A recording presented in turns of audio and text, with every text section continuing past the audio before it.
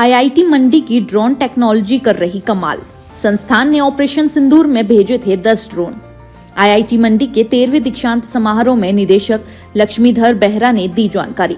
13वें दीक्षांत समारोह में 604 विद्यार्थियों को बांटी उपाधियां, जिनमें 71 पीएचडी के शोधार्थी। प्रोफेसर शेखर सी मांडे, पूर्व महानिदेशक वैज्ञानिक व औद्योगिक अनुसंधान परिषद, समारोह में बतौर मुख्य अतिथि रहे शामिल। मांडे ने विकसित भारत के सपने को साकार करने के लिए सभी से योगदान का किया आग्रह। आईआईटी मंडी ने अपने 16 वर्षों की यात्रा के दौरान कई उपलब्धियां हासिल की हैं। संस्थान की ड्रोन टेक्नोलॉजी लैब प्रौद्योगिकी के दौर में नित नए आयाम छू रही है।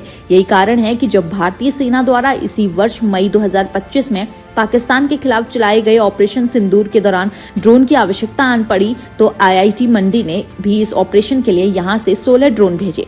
वीरवार को ये जानकारी भारतीय प्रौद्योगिकी संस्थान आईआईटी मंडी के निदेशक प्रोफेसर लक्ष्मीधर बेहरा ने संस्थान के 13वें दीक्षांत समारोह के उपरांत मीडिया से बातचीत के दौरान दी।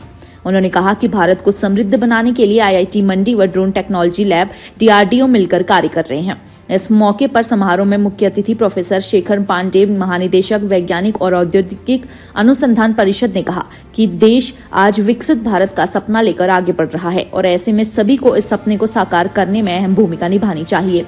उन्होंने इस मौके पर आईआईटी मंडी व अध्ययनरत विद्यार्थियों से विकसित भारत में अपना योगदान देने का भी आह्वान किया। इस दीक्षांत समारोह में प्रोफेसर शेखर सी मांडे, पूर्व महानिदेशक वैज्ञानिक और औद्योगिक अनुसंधान परिषद, मुख्य अतिथि के रूप में शामिल रहे।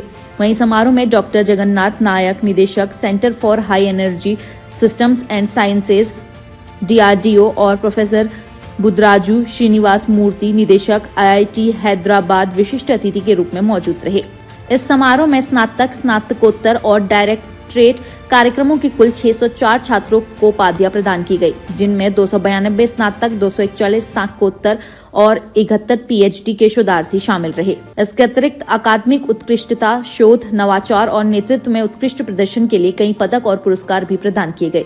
निदेशक बेहरा ने कहा कि आज आईआईटी मंडी के द्वारा शुरू किया गया अर्ली वार्निंग सिस्टम बेहतर कार्य कर रहा है, जिससे न केवल भूस्खलन की जानकारी मिल रही है, वहीं अब भूकंप की भी अर्ली जानकारी उनका ये सिस्टम प्रदान करेगा। संस्थान के आपदा प्रबंधन और जलवायु नियंत्रण केंद्र को टाटा ट्रस्ट की ओर से हिमाचल में लैंडस्लाइड व भूकंप की घटनाओं पर शोध कार्य करने के लिए 20 करोड़ का अनुदान भी प्राप्त हुआ है, जिसे भूकंप रोधी भवनों, पुलों व आपदा प्रबंध सहित अन्य शोध पर खर्च किया जाएगा।